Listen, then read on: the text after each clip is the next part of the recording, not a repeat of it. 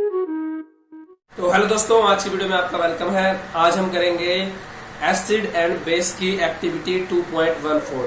2.14 से पहले सभी एक्टिविटीज जो थी वो हमने अपने चैनल पे अपलोड की हुई हैं। उन वीडियोस के जो लिंक है वो आपको डिस्क्रिप्शन में मिल जाएंगे, आप वहां से देख सकते हैं।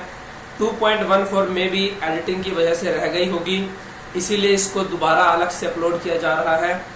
तो उम्मीद है आपको पसंद आएगी। चलिए स्टार्ट करते हैं। तो एक्टिविटी 2.14 में हमें कहा गया है कि हमें कुछ सोल्ट्स सैंपल कलेक्ट करने हैं। Sodium chloride, potassium nitrate, ammonium chloride, zinc sulphate, copper sulphate, sodium acetate, sodium carbonate and sodium hydrogen carbonate के।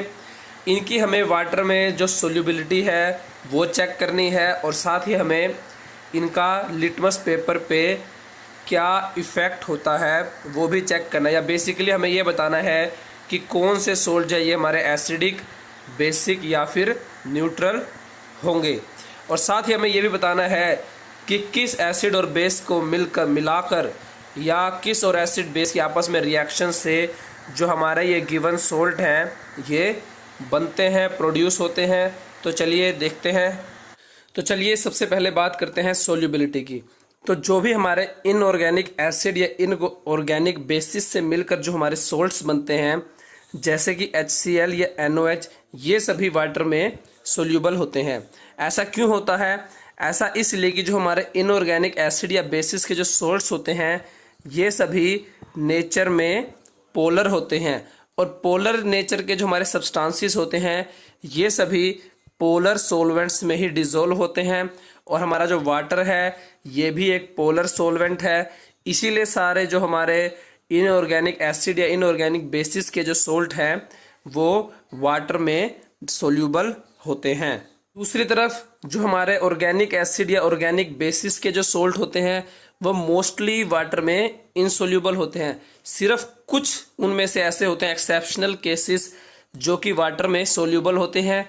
जैसे कि यहाँ हमें भी एक सोल्ट दिया हुआ है जो कि था हमारा सोडियम एसीटेट, जो कि वाटर में सोल्यूबल था। But most of the cases में जो होते हैं वो वाटर में जो है इनसोल्यूबल होते हैं। ये जो हमारे होते हैं ये नॉन पोलर नेचर के होते हैं, और इसीलिए ये जो हमारे ऑर्गेनिक एसिड या ऑर्गेनिक बेसिस के जो सोल्ट हैं ये हमारे सॉल्यूशन में जो है वो डिसॉल्व होते हैं। तो इसीलिए जो हमारे गिवन सोल्ट्स थे, sodium chloride, potassium nitrate, ammonium chloride etcetera, ये सभी जो हैं वाटर में सोल्यूबल हैं, क्योंकि ये सभी जो हैं ये इनऑर्गेनिक एसिडिक या इनऑर्गेनिक बेस के जो है सोल्ट हैं। एक इसमें एक्सेप्शन था सोडियम एसीटेट, ये हमारा ऑर्गेनिक सोल्ट है, ऑर्गेनिक एसिड बेस सोल्ट है, बट ये भी जो है वाटर में सोल्यूबल है। तो सोल्यूबिलिटी के बाद बात करते हैं इनके पीएच की। तो ऐसे सोल्ट्स जो स्ट्रॉन्ग एसिड और स्ट्रॉन्ग बेस के कॉम्बिनेशन से बनेंगे ये न्यूट्रल सॉल्यूशन फॉर्म करेंगे वाटर के साथ, यानी कि इनका जो सॉल्यूशन होगा वो ना तो एसिडिक होगा और ना ही बेसिक होगा, और लिटमस पेपर के ऊपर भी इनका कोई इफेक्ट नहीं होगा। जैसे कि एग्जाम्पल में बात करते हैं सोडियम क्लोराइड की। तो सोडियम क्लोराइड जो है ये हमारा बनता है HCl और सोडियम हाइड्रोक्साइड की न्यूट्रलाइजेशन रिएक्शन से। अब HCl जो है ये हमारा स्ट्रॉन्ग एसिड है और सोडियम हाइड्रोक्साइड हमारा स्ट्रॉन्ग बेस है। इसीलिए जो हमारा सोल्ट बनता है सोडियम क्लोराइड, जिसे हम कॉमन सोल्ट के नाम से भी जानते हैं, ये हमारा न्यूट्रल नेचर का होता है। उसी तरीके से पोटेशियम नाइट्रेट, अब पोटेशियम नाइट्रेट जो है ये बनता है नाइट्रिक एसिड और पोटेशियम हाइड्रोक्साइड की आपस में रिएक्शन से। अब नाइट्रिक एसिड हमारा स्ट्रॉन्ग एसिड है और पोटेशियम हाइड्रोक्साइड हमारा स्ट्रॉन्ग बेस है। इसीलिए जो हमारा सोल्ट बनता है पोटेशियम नाइट्रेट ये हमारा न्यूट्रल नेचर का होता है।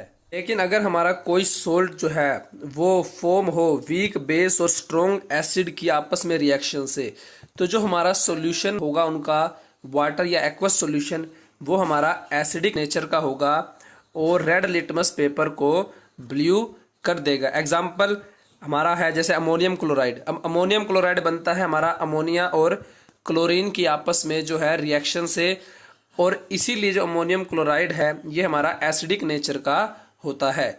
दूसरी तरफ जिंक सल्फेट, अब जिंक सल्फेट जो है ये HCl और जिंक हाइड्रोक्साइड की जो है हाइड्रोलिसिस रिएक्शन से बनता है। अब HCl हमारा एक स्ट्रॉन्ग एसिड है और जिंक हाइड्रोक्साइड हमारा एक वीक बेस है, इसीलिए जिंक सल्फेट का जो एक्वस सॉल्यूशन है उसका नेचर जो है वो एसिडिक होगा।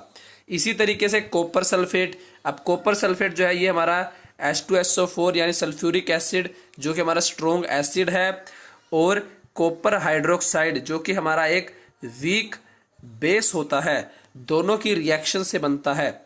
इसीलिए कॉपर सल्फेट का जो हमारा एक्वस सॉल्यूशन होगा वो एसिडिक नेचर का होगा।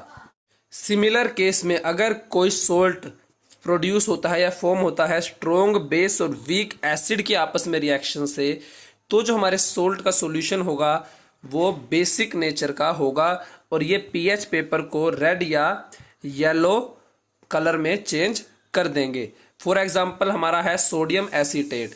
अब सोडियम एसीटेट जो है ये सोडियम हाइड्रोक्साइड और एसिटिक एसिड की आपस में जो है रिएक्शन से बनता है। अब सोडियम हाइड्रोक्साइड हमारा एक स्ट्रॉन्ग बेस है बट एसिटिक एसिड हमारा एक वीक एसिड है, इसीलिए जो सोडियम एसीटेट का वाटर सॉल्यूशन होगा वो बेसिक नेचर का होगा।